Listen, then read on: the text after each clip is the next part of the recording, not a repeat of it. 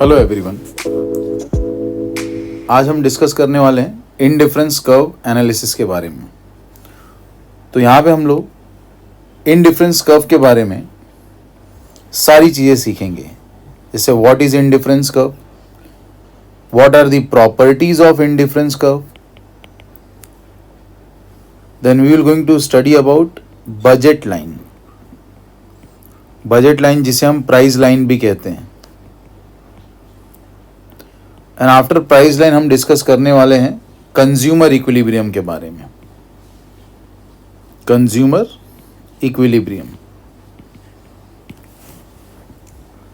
तो ये सारे के सारे पॉइंट्स इंटरकनेक्टेड है, आपस में कोरिलेटेड है। हम लोगों को किसी भी लिंक को छोड़ना नहीं है, इन सारे लिंक्स को हमें इंटरकनेक्टेड रखना है सो दैट हम ये सारी चीज़ें एक साथ समझ सकें। तो चलिए हम लोग क्विकली डिस्कस करते हैं व्हाट इज इनडिफरेंस कर्व।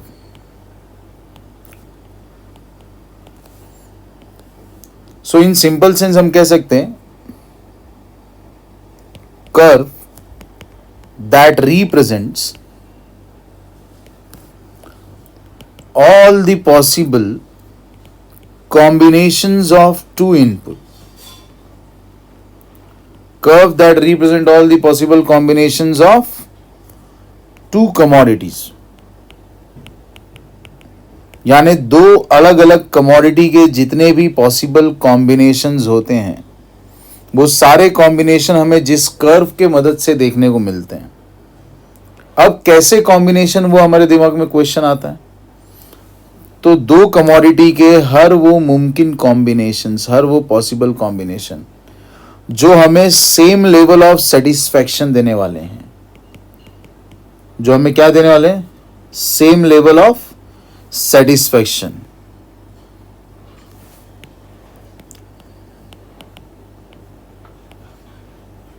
तो याद रखें, इनडिफरेंस कर्व क्या रिप्रेजेंट करता है, दो कमोडिटी के हर वो पॉसिबल कॉम्बिनेशन जो हमें सेम लेवल ऑफ सेटिस्फैक्शन देंगे। तो यही इनडिफरेंस कर्व का सिंपल सा मीनिंग है। कुछ इंपॉर्टेंट बातें जो कि आपको एमसीक्यू में पूछी जा सकती हैं, जैसे कि इनडिफरेंस कर्व को किसने इंट्रोड्यूस किया, it was given by Hicks and Allen. Indifference curve कौन से अप्रोच को फॉलो करता है, ऑर्डिनल या कार्डिनल, तो आपको कहना है ऑर्डिनल अप्रोच। तो indifference curve basically Alfred Marshall के अप्रोच से काफी अलग है। जैसे कि अल्फ्रेड मार्शल का अप्रोच जो था वो कार्डिनल अप्रोच था, जहां पे वो यूटिलिटी को कार्डिनली मेजर कर सकते थे। हिक्स एंड एलन ने अपने इस थियरी में यूटिलिटी के अप्रोच को ऑर्डिनल रखा है, और उनका कहना है कि हम यूटिलिटी को ऑर्डर दे सकते हैं, रैंक दे सकते हैं, फर्स्ट, सेकेंड, थर्ड, फोर्थ ऐसे अरेंज कर सकते हैं, लेकिन हम यूटिलिटी को नंबर्स में मेजर नहीं कर सकते हैं। तो ये दो मेजर चीजें जिसके ऊपर आपको क्वेश्चंस पूछे जा सकते हैं। अब आ जाते हैं वापस से हमारे इनडिफरेंस कर्व पे। तो जैसा कि हमने यहाँ पे देखा कि इनडिफरेंस कर्व दो कमोडिटी के हर वो पॉसिबल कॉम्बिनेशंस हमारे सामने ला के रखता है जो हमें सेम लेवल ऑफ सेटिस्फैक्शन देंगे, जो हमें क्या देंगे, सेम लेवल ऑफ सेटिस्फैक्शन। अब इनडिफरेंस कर्व को रिप्रेजेंट करने के लिए हम यहाँ पे एक इनडिफरेंस शेड्यूल बना लेते हैं, यानी हम इस पर्टिकुलर सेगमेंट का एक टैबुलर प्रेजेंटेशन देखेंगे। क्या देखेंगे हम यहाँ पे, इस पूरे के पूरे सेगमेंट में हम इसका एक टैबुलर प्रेजेंटेशन देखने वाले हैं।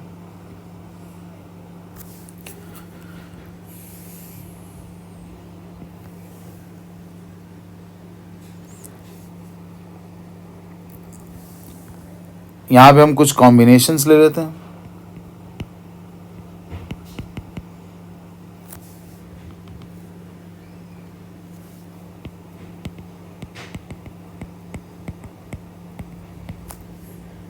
कॉम्बिनेशंस के बाद हमारे पास मल्टीपल कॉलम्स हैं।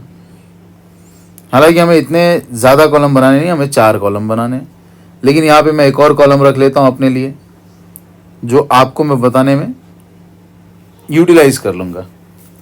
तो अब यहाँ पे मैंने दो कमोडिटी रख ली, एक कमोडिटी रख ली मैंने एक्स, दूसरी कमोडिटी रख ली वाई। यहाँ पे मैं रख लेता हूँ लेवल ऑफ सेटिस्फैक्शन।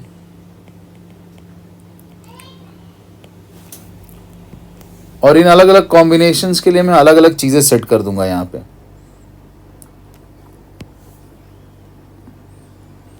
तो क्विकली हम हमारा पहले शेड्यूल का रोलिंग आउट ख़त्म कर लेते हैं। अब जैसे कि मैंने कुछ कॉम्बिनेशन सेट किए A B C D E and F, तो शायद एफ तक ही हमें रिक्वायर्ड हो, उसके आगे जाने की ज़रूरत नहीं पड़ेगी। अब यहाँ पे हम नंबरिंग करते हैं। अब मान लेते हैं कि हमारा जो कमोडिटी हम कंज्यूम करने जा रहे हैं, यहाँ पे मैंने खाना है एक्स का 1 यूनिट और वाई का 21 यूनिट, बराबर। और वहां पे मेरा सेटिस्फेक्शन मैंने अज्यूम किया है कि मेरा सेटिस्फेक्शन है डेल्टा, यानी अगर मैं x का 1 यूनिट खाता हूं, y का 21 यूनिट, तो भी मेरा सेटिस्फेक्शन डेल्टा है। वहीं पे इंस्टेड ऑफ दैट अगर मैं x के 2 यूनिट कंज्यूम करता हूं और y के 15 यूनिट्स, तो भी मेरा सेटिस्फेक्शन डेल्टा है। इंस्टेड ऑफ दैट अगर मैं 3 यूनिट खाता हूं x के और 10 यूनिट खाता हूं y के, तो भी मेरा सेटिस्फेक्शन डेल्टा है। x के एक और यूनिट बना दिए 4, y के मैंने खाए 6 यूनिट, फिर भी मेरा सेटिस्फेक्शन क्या है? डेल्टा। यानी चाहे मैं कॉम्बिनेशन ए सिलेक्ट करूं, कॉम्बिनेशन बी सिलेक्ट करूं, कॉम्बिनेशन सी सिलेक्ट करूं, कॉम्बिनेशन डी सिलेक्ट करूं, मेरा लेवल ऑफ सेटिस्फेक्शन सारे जगह पे सेम है। अगर मैं एक और यूनिट ऑफ एक्स खाता हूं और 3 यूनिट ऑफ वाई, यहां पे भी मेरा सेटिस्फेक्शन डेल्टा है। अगर मैं 6 यूनिट ऑफ एक्स कंज्यूम करूं और 1 यूनिट ऑफ वाई, फिर भी मेरा सेटिस्फेक्शन है डेल्टा। यानी मेरे पास पॉसिबल कॉम्बिनेशंस है A B C D E F, कोई भी कॉम्बिनेशन मैं सिलेक्ट करूं, मेरा लेवल ऑफ सेटिस्फेक्शन सेम रहने वाला है। अब यहां पे मुझे देखने को मिलता है diminishing marginal rate of substitution, diminishing marginal rate of substitution, इसे मैं कहता हूं DMRS। क्या कहता हूं इसे मैं?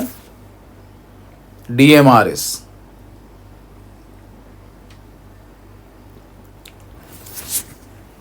अब यहां पे अगर आप देखोगे तो यहां पे मुझे सब्स्टिट्यूशन देखने को नहीं मिलेगा, लेकिन जैसे ही मैं बी कॉम्बिनेशन पे स्विच हो रहा हूं, तो मैंने सिर्फ एक एक्स्ट्रा यूनिट ऑफ एक्स के लिए मेरे 6 यूनिट ऑफ वाई सेक्रीफाइस किए हैं। फिर यहां से जैसे ही मैं शिफ्ट हो रहा हूं, यहां पे मेरा सेक्रीफाइस कितना है? 5। फिर यहां से मैं यहां गया, मेरा सेक्रीफाइस कितना है? 4। फिर 6 से यहां पे आया 3, फिर 3 से यहां पे गया 2। यानी शुरू में एक एक्स्ट्रा एक्स पाने के लिए मैंने 6 वाई सेक्रीफाइस किए, फिर उसके बाद मैंने एक एक्स्ट्रा एक्स पाने के लिए 5 वाई सेक्रीफाइस किया, उसके बाद 4, उसके बाद 3, उसके बाद 2। यानी जैसे जैसे मैं आगे बढ़ता गया, मेरा सेक्रीफाइस क्या होते गया? कम होते गया। यानी अमाउंट ऑफ वाई जो मैं सब्स्टिट्यूट करने को तैयार हूं एक्स के लिए, वो क्या होते गया? कम होते गया।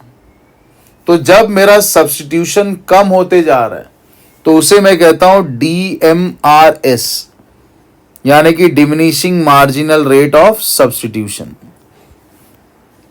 अब ये सेम चीज मैंने यहां पे डायग्रामेटिकली प्रेजेंट करनी है। ये हो गया मेरा वाई एक्सिस, यहां पे मैंने बना लेना एक्स एक्सिस। वाई एक्सिस पे जिस गुड्स को हम रिप्रेजेंट करेंगे वो वाई, और एक्स एक्सिस पे जिस गुड्स को हम रिप्रेजेंट करेंगे वो है एक्स। तो मैं चाहता हूं आप शेड्यूल एक बार और देख लें। सीक्वेंस आपको याद रहेगा, एक से हमारे पास 1 से लेके 6, और y की डिफरेंट डिफरेंट वैरायटीज़ है, 21 है, 15 है, 10 है, 6 है, 3 है, 1 है। यानी y का जो हाईएस्ट नंबर है वो है 21। तो मुझे ऐसे नंबर्स प्लॉट करने की 21 मुझे अचीव हो जाए।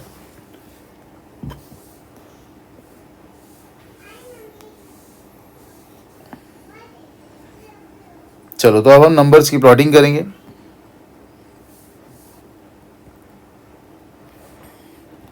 थ्री, 6, 9, 12, 15, 18, 21। यहाँ पे भी हमने रखना है 1, 2, 3, 4, 5 और 6। अब ये सारे नंबर हम प्लॉट करते हैं, 1, 2, 3, 4, 5 एंड 6। यहाँ पे भी हम नंबर्स प्लॉट कर देते हैं, 3, 6, 9, 12, 15, 18 एंड 21। अब इन पॉइंट्स को हमने आपस में कनेक्ट कर देना है, राइट। तो पहला कॉम्बिनेशन है हमारा 1 एंड 21। पहला कॉम्बिनेशन है हमारा 1 एंड 21। दूसरा कॉम्बिनेशन है हमारा 2 एंड 15। तीसरा कॉम्बिनेशन है हमारा, देख सकते हो आप यहां पे कॉम्बिनेशन सी, 3 एंड 10।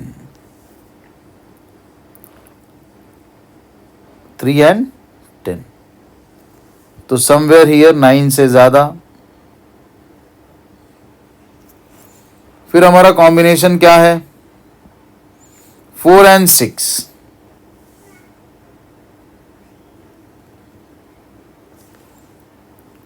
4 एंड 6 के बाद है हमारा 3 एंड 5, और फिर है 1 एंड 6। तो अब ये सारे पॉइंट्स हमने आपस में इंटर कनेक्ट करने हैं। तो जब हम इन पॉइंट्स को आपस में इंटर कनेक्ट करेंगे, हमें हमारा कर्व मिल जाएगा।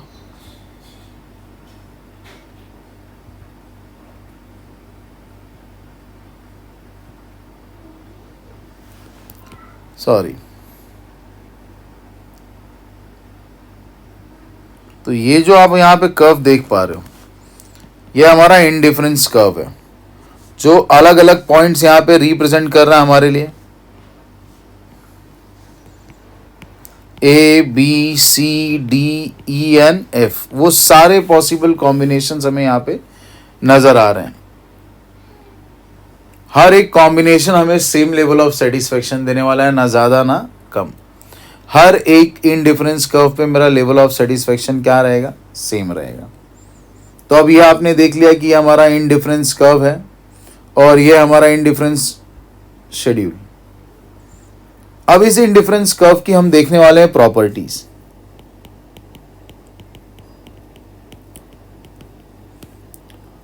Properties of indifference curve. तो सबसे पहली चीज ऊपर वाले डायग्राम में जो हमें नजर आती है,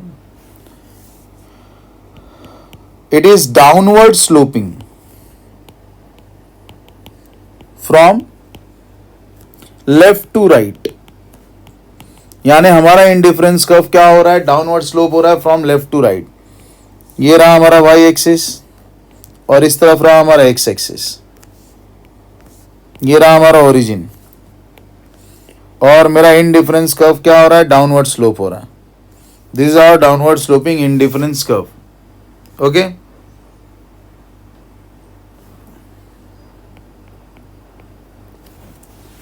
this is our downward sloping indifference curve. तो अब क्योंकि हमारा डाउनवर्ड स्लोपिंग इंडिफरेंस कर्व है, तो सवाल यह आता है कि क्यों है। तो उसका जवाब आपको याद रखना है कि जो हमारे दो कमोडिटी हैं x और y, उनके बीच में इनवर्स रिलेशनशिप है। उनके बीच में क्या है, इनवर्स रिलेशनशिप। यानी अगर हम x का कंजम्पशन बढ़ा रहे हैं तो वाई का कंजम्पशन कम हो जा रहा है, राइट। तो ये इनवर्स रिलेशनशिप की वजह से हमारा ये कर्व क्या होता है, डाउनवर्ड स्लोप होता है। अब दूसरा फीचर क्या देखने को मिलता है, कॉन्वेक्स टू ओरिजिन। ये हमारा है दूसरा फीचर्स, दूसरा प्रॉपर्टी, दूसरी कैरेक्टरिस्टिक्स। ये जो आप स्लोप देख रहे हो ना, ये है convex to origin. Convex to origin का मतलब होता है this curve is C shaped curve, right. अब सवाल यह आता है कि why it is convex to origin. इस बात पे आप सभी को थोड़ा ज्यादा ध्यान देना है। मैं आप सभी के लिए यहां पे फिर से एक बार डायग्राम बनाने की कोशिश करता हूं। वाई एक्सिस, एक्स एक्सिस में सिर्फ कर्व बना रहा हूं आपके समझने के लिए। ये सी शेप्ड है। तो ये कॉन्वेक्स टू ओरिजिन होने का रीजन क्या है, तो उसका रीजन है this is due to diminishing marginal rate of substitution. यानी इस शेड्यूल में ऊपर दिए गए टेबल में आपने ये जो सब्स्टिट्यूशन देखा, जहां पे आपने देखा कि यहाँ पे हमारा सब्स्टिट्यूशन डिमिनिश होते जा रहा है। पहले 6 सेक्रीफाइस है, फिर 5, फिर 4, फिर 3, फिर 2। यानी जैसे ही मैं सेम कमोडिटी के ज़्यादा कंजम्पशन करते जा रहा हूँ, मेरा सब्स्टिट्यूशन डिमिनिश होते जा रहा है।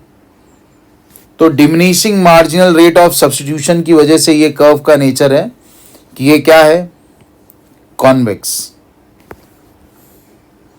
तो अगर मैं यहाँ पे एक सवाल डालता हूँ कि what if curve would have been concave, अगर ये कर्व हमारा कॉन्केव होता तो क्या होता।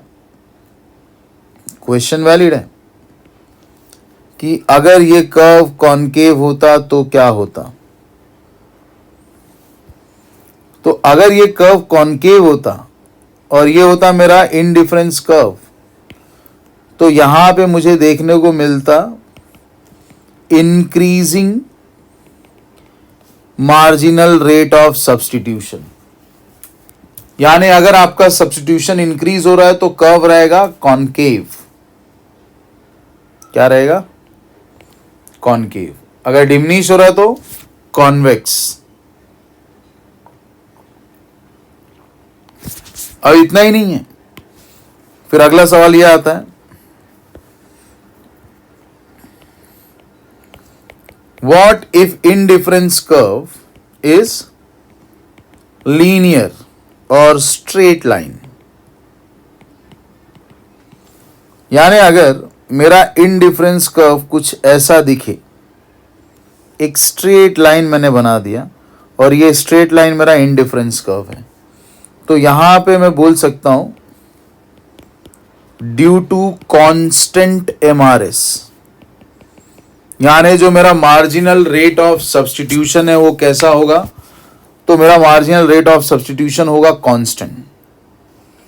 यानी इस केस में जो दोनों गुड्स हैं जो मैं कंज्यूम कर रहा हूं same level of satisfaction derive करने के लिए, वो दोनों के दोनों गुड्स मेरे परफेक्ट सब्स्टिट्यूट हैं।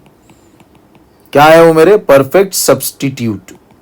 यानी जब दोनों के दोनों गुड्स होमोजीनियस होते हैं, एक दूसरे के परफेक्ट सब्स्टिट्यूट होते हैं, तभी आपको क्या देखने को मिल सकता है, तभी आपको देखने को मिल सकता है कांस्टेंट एमआरएस। अब एक और special kind of indifference curve होता है, इसे हम कहते हैं एल शेप्ड इनडिफरेंस कर्व। क्या कहते हैं हम इसे, एल शेप्ड इनडिफरेंस कर्व। ये जो अंदर मैंने एल बनाया है, आपके लिए मैं इसको थोड़ा रिकलर कर देता हूं। ये जो आपको रेड एंड ब्लू में दिख रहा है, ये हमारा इनडिफरेंस कर्व है। यानी ये इनडिफरेंस कर्व क्या बताता है, तो ये इनडिफरेंस कर्व बताता है कि जो दो गुड्स हैं दे आर परफेक्ट कॉम्प्लीमेंट्री। यानी अगर मैं दो कमोडिटी अज्यूम करता हूं, माय मिस्टेक, वाई एक्सिस पे हम वाई को ही रखेंगे, डिस्टर्ब नहीं करेंगे, एक्स पे एक्स को रखेंगे। यानी ये डायग्राम बताता है कि अगर आप वाई का यूज बढ़ाते हो तो उसके साथ साथ आपको एक्स का भी यूज बढ़ाना पड़ेगा। अगर आप मॉड्यूल रीड करोगे तो वहां पे आपको एग्जांपल दिया है कार और गैसोलाइन का। If you want to use more of your car you have to use more gasoline. तो बिल्कुल इसी तरीके से मैं यहां पे यूजुअली कहता हूं मोबाइल एंड डेटा। तो जो आपका डेटा पैक है और आपका मोबाइल है ये परफेक्ट कॉम्प्लीमेंट्री है।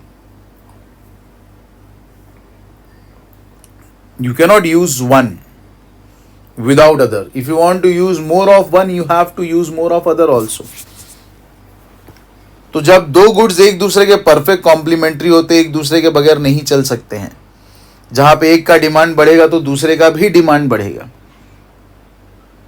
जब आप एक्स का कंजम्पशन बढ़ाओगे तो उतना ही वाई का कंजम्पशन भी बढ़ाना पड़ेगा। तो वहां पे आपको मिलता है क्या? L shaped isoquant. तो याद रहे आपको कि अगर परफेक्ट कॉम्प्लीमेंट्री है एल शेप्ड आइसोकॉन्ट, अगर परफेक्ट सब्स्टिट्यूटेबिलिटी है लीनियर आइसोकॉन्ट, अगर मेरा marginal rate of substitution increasing है कॉनकेव, अगर डिमिनिशिंग है then it will be convex. तो अब तक हमने दो कैरेक्टरिस्टिक्स यानी कि दो प्रॉपर्टीज देखी। Now moving to the third property, here I am saying that higher indifference curve gives higher level of satisfaction. यानी इस पॉइंट से मेरे कहने का मतलब है कि जितना हायर इंडिफरेंस कर्व होगा उससे मुझे उतना हाई सेटिस्फैक्शन मिलने वाला है। अब इस पॉइंट को कहने का मेरा मतलब यह है कि आपके मॉड्यूल में एक पर्टिकुलर पॉइंट है जहां पे इंडिफरेंस मैप दिया हुआ है और वहां पे लिखा हुआ है फैमिली ऑफ इंडिफरेंस कर्व। तो वो जो इंडिफरेंस मैप है, फैमिली ऑफ इंडिफरेंस कर्व है, this is nothing but the same point. Now here I am making different indifference curve which will be of different colors। हो सकता है कि आपको शायद कलर्स थोड़े अलग दिखे, तो इसलिए मैं यहाँ पे कलर्स को फिर भी रिजिड रखने की कोशिश कर रहा हूँ जो काफ़ी ज़्यादा डिफरेंट हो। अब मैंने यहाँ पे मेरे पास तीन कलर यूज़ किए, blue, green and red. So the higher one is blue, no, the higher one is red. I am just saying it as it is. This is IC1 blue one, IC2 green one and IC3 is red one। तो सबसे पहला मेरा indifference curve है जो सबसे नीचे है वो ब्लू वाला है IC1, फिर उससे हायर साइड पे है IC2 ग्रीन कलर, उससे हायर साइड पे रेड वाला IC3। अब ये जो मेरे तीन इंडिफरेंस कर्व है, ये तीनों इंडिफरेंस कर्व क्या शो कर रहे हैं? Different level of satisfaction. अगर मैं यहां पे कहूं IC3 gives highest level of satisfaction, तो कई बार मन में सवाल आता है कि why this gives the highest level of satisfaction. So there is a reason for that. ये लाइन आप देख रहे हो अभी जो मैंने ड्रॉ की, इतना y यूज हुआ है और इतना x यूज हुआ है ब्लू वाले में। अब ये जो लाइन इन तीनों को कट करी वहां से एक परपेंडिकुलर मैंने बनाया। तो अगर मैं देखूं तो ग्रीन वाले में y भी ज्यादा यूज हो रहा है और x भी ज्यादा यूज हो रहा है। और फिर अगर मैं देखूं रेड वाले को तो रेड वाले की कहानी भी कुछ वैसी ही है।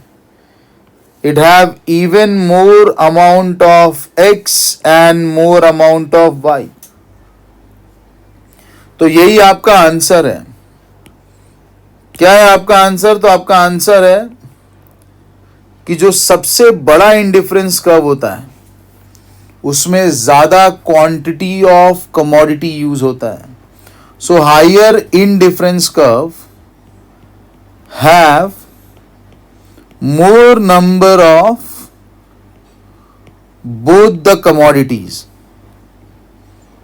Higher indifference curve have more number of both the commodities.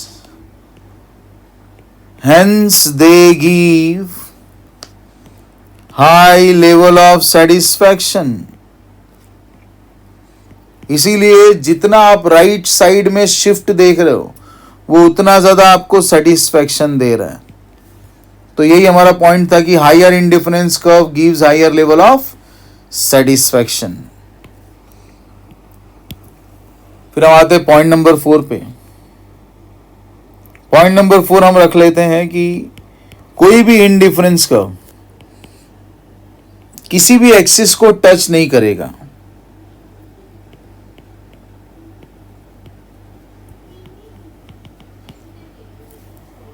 मेरे कहने का मतलब ये है कि ये मेरा एक y एक्सिस, ये मेरा एक x एक्सिस,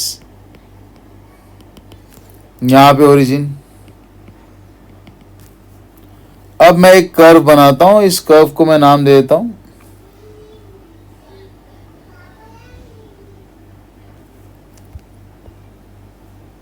ये मेरा इंडिफरेंस कर्व. या अगर मैं ऐसे कुछ बना दूं और इसको मैं मेरा इंडिफरेंस कर्व का नाम दे दूं, तो मालूम है ये जो डायग्राम है ये डायग्राम ही गलत है.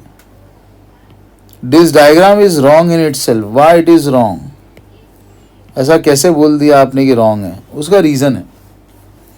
और आप देखोगे ना इनके जो एक्सट्रीम पॉइंट है जहां पे ये एक्सिस को टच कर रहे हैं, तो पहले इसको मैं लिखता हूं. मालूम है ये यहां पे जो टच हो रहा है ना, ये पॉइंट रिप्रेजेंट कर रहा है that we have only y and 0x. इस पॉइंट के सामने आपका x 0 है. मैं फिर से बताता हूं, इस पॉइंट के सामने आपका x क्या है? 0. और ये पॉइंट क्या बताता है मालूम है? ओनली x आप यूज कर रहे हो एंड 0 y, क्योंकि इस पॉइंट के सामने y क्या है? 0. तो अगर इंडिफरेंस कर्व किसी भी एक्सिस को टच करता है, यानी उस एक्सिस पे जो कमोडिटी आपने प्रेजेंट किया है वो सिर्फ और सिर्फ उसी कमोडिटी को यूज कर रहा है, उसके सामने वाली एक्सिस के कमोडिटी का कंजम्पशन 0 हो चुका है. और अगर हम इंडिफरेंस कर्व के मीनिंग को अगर देखते हैं तो यहां पे ये वर्ड जो है ये इसका इंपॉर्टेंस काफी ज्यादा है. जो ये वर्ड दिख रहा है ना आपको, कॉम्बिनेशन. तो इंडिफरेंस कर्व हमेशा क्या रिप्रेजेंट करता है? कॉम्बिनेशन.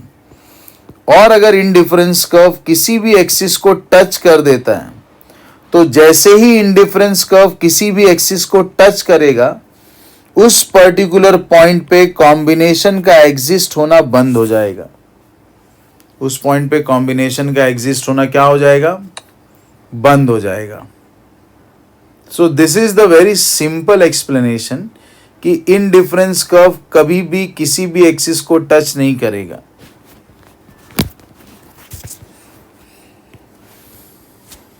हमेशा इंडिफरेंस कर्व कैसा होगा? दोनों एक्सिस के बीच में, जैसा कि हम नॉर्मल इंडिफरेंस कर्व अब तक देखते आए हैं, ऐसा होगा हमारा इंडिफरेंस कर्व.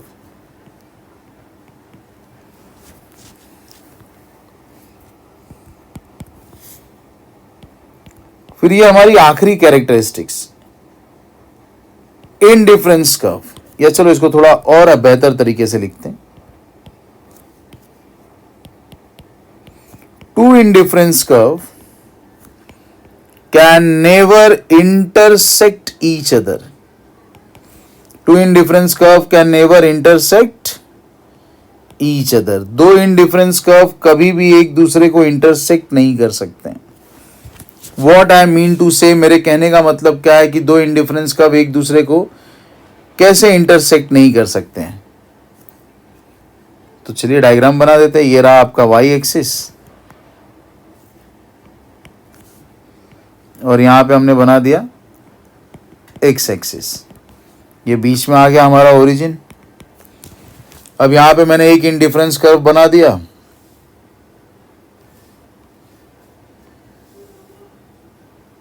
बराबर। और ये रेड कलर में दूसरा इंडिफरेंस कर्व बना देते हैं। अब एक को मैंने नाम दे दिया IC1, थोड़ा कलर कॉम्बिनेशन अच्छा रख देंगे, IC1, और इसको नाम देते हैं IC2।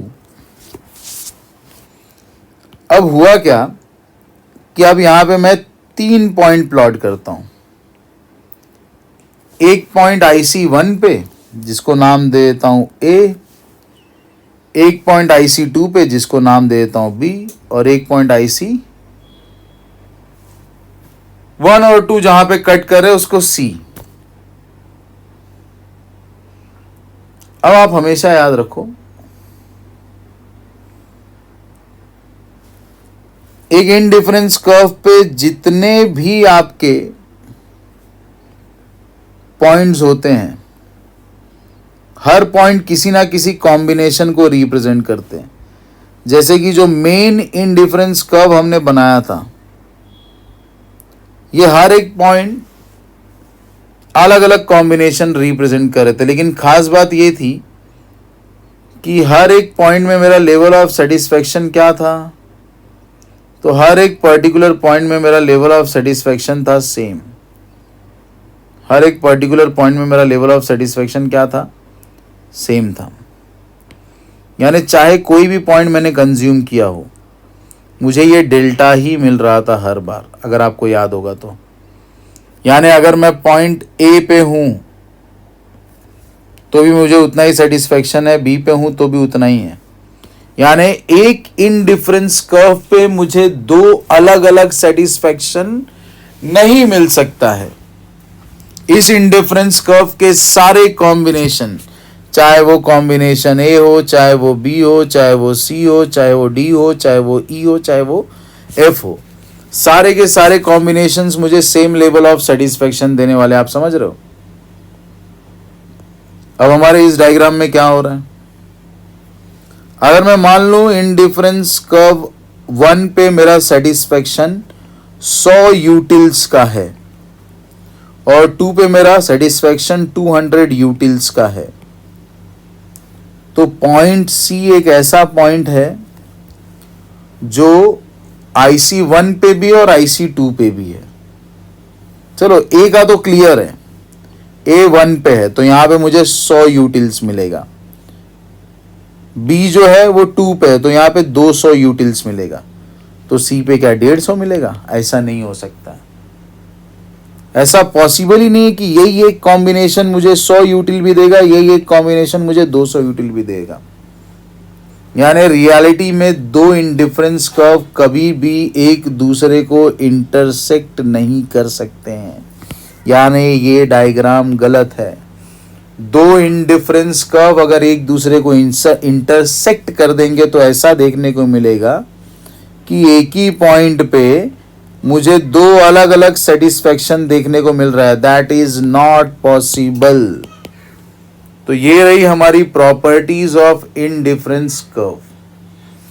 तुरंत इसके अगले वीडियो में हम पढ़ेंगे बजट लाइन और कंज्यूमर इक्विलिब्रियम दोनों के बारे में। तो इस वीडियो में सिर्फ इतना ही। और आपके कुछ भी डाउट्स हैं तो आप कमेंट सेक्शन में आपके डाउट छोड़ सकते हैं। जितनी जल्दी होगी हम आपके डाउट क्लियर करेंगे। Thank you so much.